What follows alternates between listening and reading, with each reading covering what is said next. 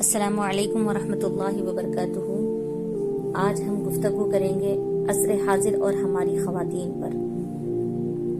بسم اللہ الرحمن الرحیم۔ اللہ تعالیٰ نے مخلوق کی تخلیق فرمائی تو اس کے لیے ہر سمت ترقی کی راہیں ہموار کی، اور کوئی شعبہ حیات بھی ایسا نہیں چھوڑا جس میں دستور نظام اسلامی رہبری نے ترقی کے دروازے کھول کر منافع کثیر نہ پہنچایا ہو۔ اس لیے پاکیزہ مذہب اسلام نے ایک صالح اور صاف ستھرے معاشرے کی بنیاد کے لیے شرعی حدود کا نفاذ کیا ہے، تاکہ اسلامی اصولوں پر پابندی کے ذریعے معاشرے کو زہریلی اثرات اور برائیوں سے پاک کیا جائے۔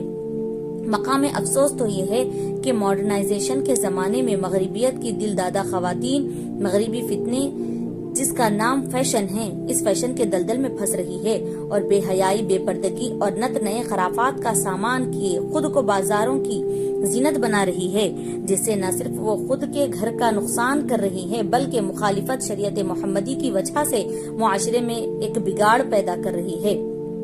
جبکہ قرآن مجید میں اللہ تعالیٰ مومنہ عورتوں اور مومن مردوں کو اپنی نگاہیں نیچی رکھنے کا حکم فرما رہا ہے۔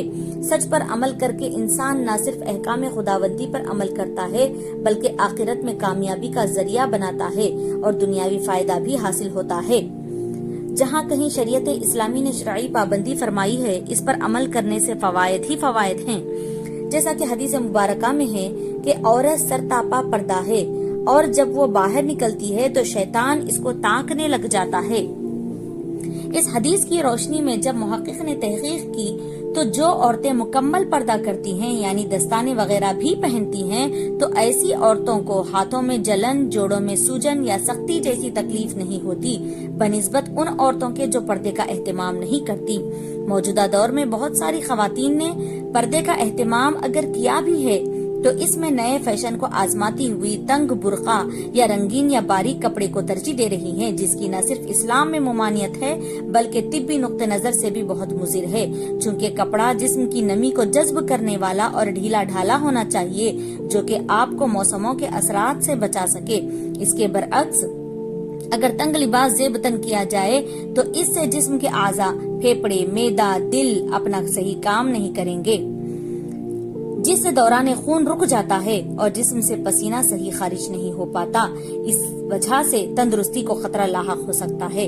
لباس اگر بہت چست ہو تو جتنا خطرہ ہے، کم ہو تب بھی خطرہ ہے۔ ڈاکٹر ارل جے ریڈنر نے کہا کہ جلد پر دھبوں کی بیماری میں دن بدن اضافے کا سبب آج کل کا آزادانہ کم لباس ہیں۔ ورزشی لباس کو لوگ ترک کرے دے تو ان کے جسم کے داغ دھبے بھی ختم ہو جائیں گے۔ غرض کے اسلام کے اصول آسان اور راحت بخش ہونے کے ساتھ ساتھ دار آخرت میں اجر و ثواب کا ذخیرہ بھی رکھتے ہیں۔